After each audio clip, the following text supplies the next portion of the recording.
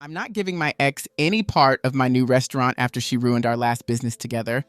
I'm a 32-year-old man, and a few years back, I co-owned a food truck with my ex-fiancée, Veronica, who is now 31. We met back in culinary school where we bonded over our shared dream of opening a restaurant someday. Our backgrounds couldn't have been more different. Veronica came from a wealthy family and had little experience in the food industry before school, while I'd been working in kitchens since I was 16. Working long hours in various kitchens wasn't just about pursuing my passion. It was how I supported myself through my teens and early 20s. Despite our differences, Veronica and I clicked instantly. We started dating, and after 6 years together, we got engaged. 2 years into our engagement, we decided it was time to bring our culinary dreams to life. By then, I'd been diligently saving for years, working 60-hour weeks to gain experience and build up my savings. By the time I was 29, I had nearly $100,000 set aside. My original plan was to keep saving until I could open a full-fledged restaurant, but Veronica had another idea. She suggested that starting with a food truck would be a smarter, lower-risk way to build our brand and test our concept. The concept was something I had poured my heart into. I wanted to serve fusion cuisine that honored my grandmother's traditional recipes, but elevated them with modern techniques. Veronica seemed genuinely excited about the idea, so even though she hadn't invested financially, I made her an equal partner in the business. Since we were engaged and planning to marry soon, I trusted that we were building something for our future together. Veronica took charge of the finances, leveraging her background in accounting, while I focused on the culinary side and daily operations. The first year was phenomenal. We secured a prime location near office buildings, bringing in a steady flow of regular customers who loved our food. Local food bloggers and influencers discovered us, and before long, we were featured in our city's top 10 food truck. It felt like the hard work was finally paying off, and I couldn't have been happier, especially since I was sharing this journey with Veronica. But then, about 14 months in, I started noticing some oddity. Our inventory was depleting faster than our sales data suggested. Supplies were running out sooner than expected. Even though I kept a close eye on, I trusted Veronica's judgment without question. She handled all the finances, and I never imagined she'd do anything to compromise our business. But over time, I noticed our cash flow wasn't adding up. Our profits were strong, yet somehow we were always low on funds, barely scraping by for essential expenses. Every time I tried to review the books myself, Veronica would get defensive. She'd say things like, "Do you really think I'd steal from us? Or don't you trust your future wife?" Her reaction made me feel guilty, as though I was the one being unreasonable. The final straw came when one of our suppliers called saying we were 3 months behind on payments. I knew this couldn't be right. Our sales were steady, and we should have had plenty to cover our bills. Suspicion gnawed at me, so I waited until Veronica was asleep, logged into our business account, and took a closer look. What I found made my stomach drop. Veronica had been quietly siphoning money from our account into her personal account, sometimes transferring thousands at a time. The next morning, I confronted her. She broke down and admitted that she'd been taking money for months. Her reason? She claimed it was to help her younger sister, Andrea, who she said was drowning in credit card debt. Veronica insisted that Andrea was in such dire straits that she couldn't bear to tell their parents. I was shocked and hurt, but Andrea was practically family to me, and she'd been there to help with the food truck on occasion. My heart went out to her, and I decided to reach out directly. When I called Andrea, though, her response left me speechless. She was completely taken aback, saying she wasn't in any debt and hadn't received a cent from Veronica. In fact, she'd recently gotten a promotion and was doing better than ever financially. Andrea was horrified when I explained Veronica's justification for the missing funds. As it turned out, Veronica had taken nearly $50,000 from our business over 8 months. It wasn't just the money that felt like a punch to the gut. It was the depth of her deception. She'd not only been siphoning funds, but had woven an elaborate lie, even implicating her sister in a fictional crisis. When I confronted Veronica again, her story shifted. This time she claimed she'd been saving the money for our future, for our wedding and a down payment on a house. She said she wanted it to be a surprise. Despite Veronica's claims, bank records revealed that she had been withdrawing cash at various ATMs, leaving no trace of where the money went. I couldn't overlook the betrayal any longer, so I ended our engagement. Veronica completely broke down, oscillating between pleading for forgiveness and accusing me of overreacting. Soon, her parents became involved, escalating the situation. They argued that it wasn't real theft, since we had been engaged and intended to share everything once we were married. Her father even suggested that I was being financially controlling by keeping such a tight rein on the business finances, accusing me of financial abuse. Between the debts we owed suppliers, the missing money, and the reduced value of the used food truck, I was left with no choice but to sell it. In the end, I lost nearly everything I'd spent years saving. It was a devastating blow that left me on the edge of bankruptcy, erasing almost a decade of hard work. To make things worse, Veronica's parents spread the story that it was nothing more than a minor financial disagreement that I'd blown out of proportion. Some mutual friends even took her side, suggesting that I was being too harsh and should have found a way to forgive her. But I couldn't ignore what she'd done or the way her family tried to manipulate the situation. Fast forward to now. After 2 years of hustling through multiple jobs and saving every penny, I finally achieved my dream. 6 months ago, I opened my own small restaurant. It's not a grand establishment, but it's mine, and I've taken every measure to ensure I'm in complete control. I hired professional accountants, maintain meticulous records, and oversee all aspects of the finances myself. The hard work is paying off too. The restaurant has already turned a profit and is receiving fantastic reviews. Then last week, Veronica showed up unexpectedly during dinner service. She'd heard of my success through mutual friends and claimed she wanted to make things right. She proposed going into business together again, saying she'd changed and even had money to invest. Veronica spoke about how well we'd worked together before, insisting that we could achieve even greater success as partners. I couldn't believe what I was hearing and told her to leave, but she hasn't given up. She's been persistently trying to reach out. Now her parents have resumed calling, accusing me of being vindictive. They insist I should give her a second chance, arguing that I owe her because she helped me start my first business. To stop the harassment, I blocked their numbers. But Veronica's friends have started posting about me on social media, painting me as heartless for refusing to help my ex-family get back on their feet. Some mutual friends have urged me to reconsider, saying I'm being too harsh and that everyone deserves a second chance. They suggest that I should at least hear her out, but given everything that's happened, I don't feel I owe her that. Update 1. It's been 3 weeks since I last posted, and I wanted to thank everyone who offered support and encouragement. Unfortunately, things have taken an even worse turn, and I need to share it here to get it off my chest. After I blocked Veronica and her parents, they started showing up at my restaurant during peak hours. At first, it was just Veronica sitting alone at a corner table and ordering nothing but water. She'd stay for hours, maintaining eye contact with me whenever I passed by. My staff began to feel uncomfortable, and even some customers started noticing the tension. Then her parents joined her. They would come in on Friday and Saturday nights, taking up a table meant for larger groups, but they'd order only the cheapest items on the menu. As I walked by, they would say things loud enough for nearby diners to overhear. Phrases like, "We're family, you can't ignore us forever," or "This is no way to treat your future in-laws." Initially, I tried to handle it professionally. I instructed my hostess to seat them in less visible areas and told the staff to treat them like any other guests. But last week, they went too far. During a busy dinner service, Veronica's father stood up and started loudly accusing me of stealing their daughter's business ideas and abandoning her when she needed help. His outburst disrupted the entire dining room. I had no choice but to ask them to leave, and only when I threatened to call the police did they finally go. The next day, I noticed something strange. An influx of negative reviews appeared on my restaurant's online pages. Someone had created multiple accounts posting fake reviews that accused us of health code violations, serving spoiled food, and even having rats in the kitchen. It was obvious these reviews were part of a targeted attack, and what really gave it away were certain details. Some of the posts mentioned incidents from our food truck days, things only Veronica would know about, like the time we had to close early because our generator broke down. She twisted that story into a false claim about food poisoning. These fake reviews have started to affect my business, damaging the reputation I've worked so hard to build. The impact of the fake reviews was immediate. I saw several reservation cancellations, and our once busy lunch crowd thinned noticeably. I decided to take legal action and hired a lawyer specializing in defamation.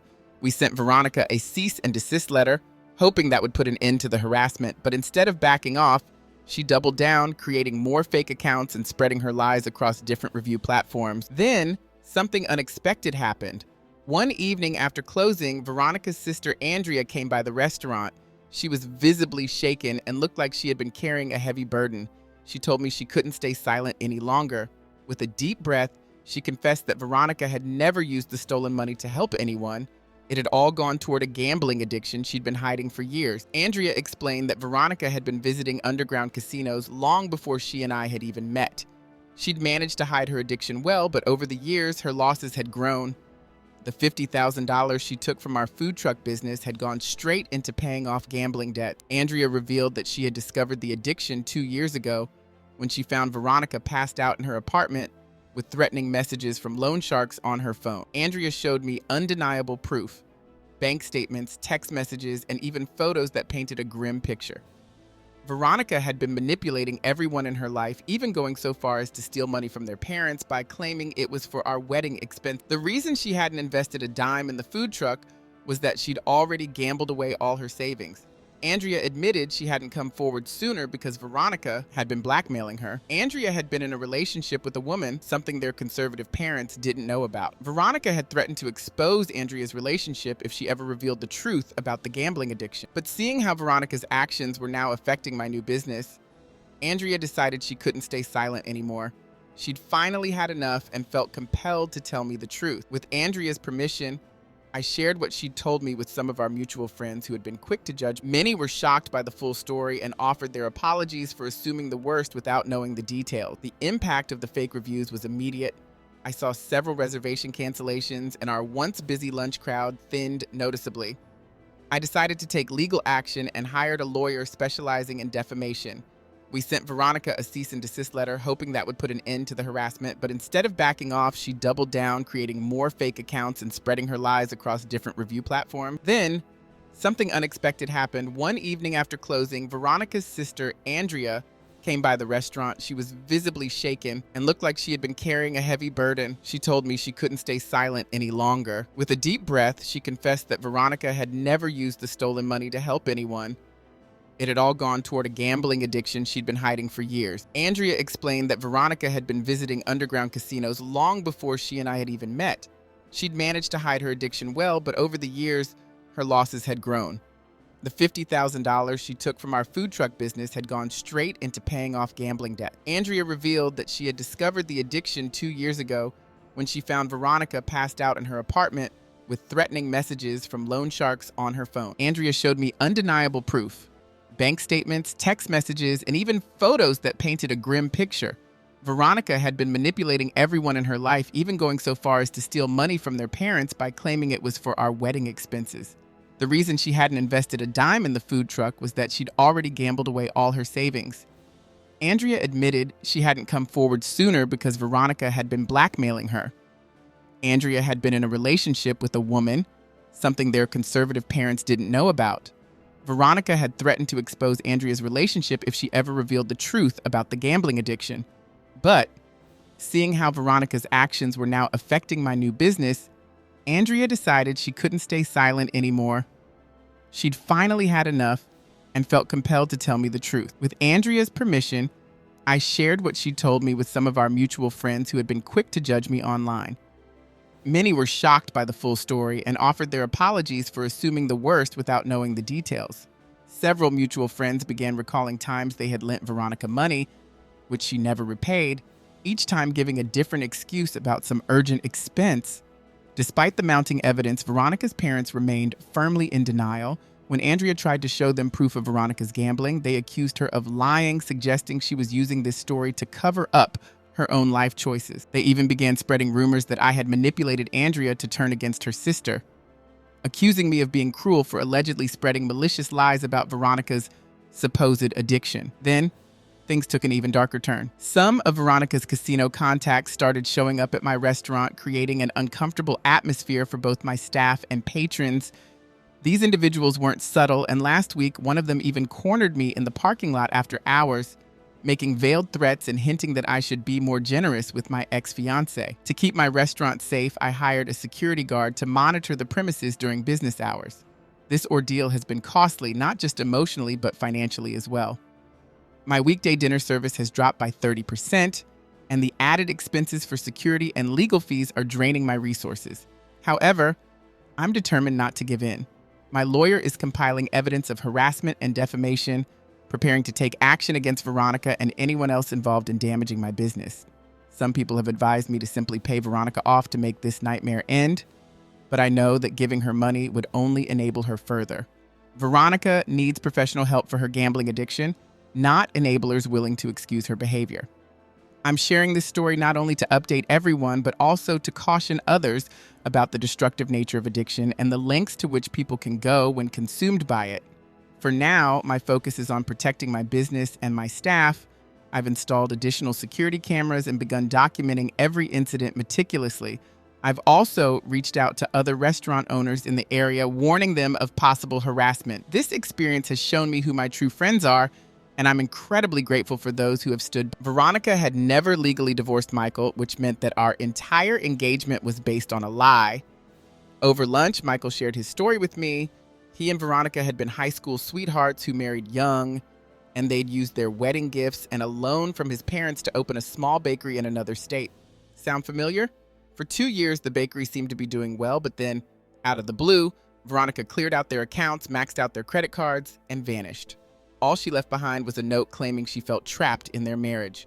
Michael spent years trying to track her down, not just to finalize a divorce, but also to seek closure after she'd left his family financially devastated. His parents had been forced to sell their home to cover the business loans they had co-signed. The timeline aligned eerily well. Veronica disappeared from Michael's life only 3 months before she met me at culinary school. She'd changed her last name to avoid detection, but had never actually divorced him, which explained why she always made excuses whenever I tried to discuss setting a wedding date. Hearing Michael's story made me feel physically ill. All the times Veronica had insisted on a small private wedding or suggested we elope weren't because she wanted something simple and intimate. She legally couldn't marry me. The $50,000 she'd stolen from our food truck was just the latest in a long line of financial betrayals. I texted Veronica to confront her about Michael, and to my surprise, she admitted everything. But, in classic Veronica style, she twisted the story to make herself the victim. She claimed that Michael had been controlling and abusive, but Michael had police reports showing the opposite, that she had been the abusive one. She said she'd taken the money to escape him, and that she hadn't told me about her marriage because she was protecting me. According to her, she had always planned to divorce Michael eventually. As Michael and I continued comparing notes, we uncovered a disturbing pattern. Veronica had been running this same scheme in different places. She would find someone interested in starting a food-related business, develop a close relationship with them, gain access to their finances, and then drain their accounts before disappearing. So far, we've identified at least 4 instances where she pulled this same con. My lawyer is now collaborating with Michael's lawyer, and together, we're building a case against Veronica for fraud. Michael can finally serve her with divorce papers, which she had evaded for years. The police are also interested, as this appears to be a pattern of deliberate criminal activity spanning multiple states. The biggest shock came when other victims started reaching out. After Michael came across my original Reddit post, he shared it on several business owner forums. Soon, 3 more people came forward with eerily similar stories about Veronica. One of them had even been engaged to her while she was still living with Michael. Each story followed the same disturbing pattern.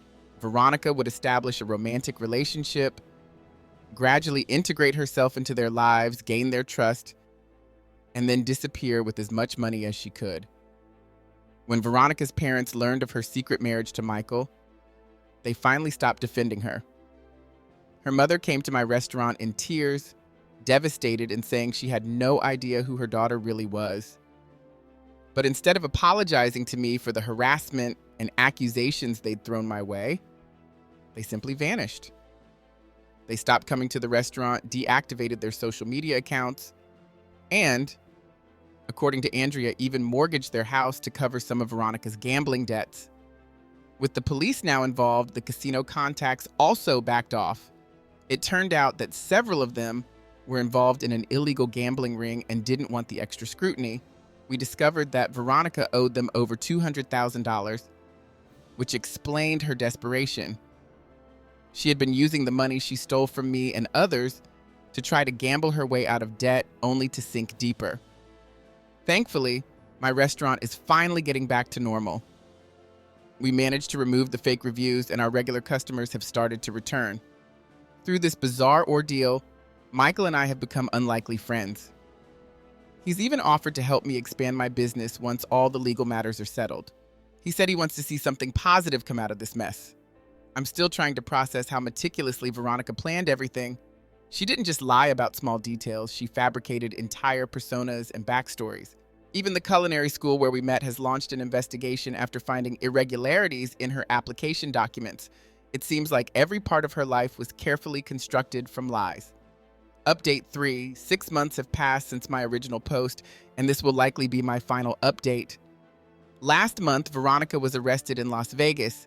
After all the revelations surfaced, she fled there and tried to pull the same scam on a casino owner.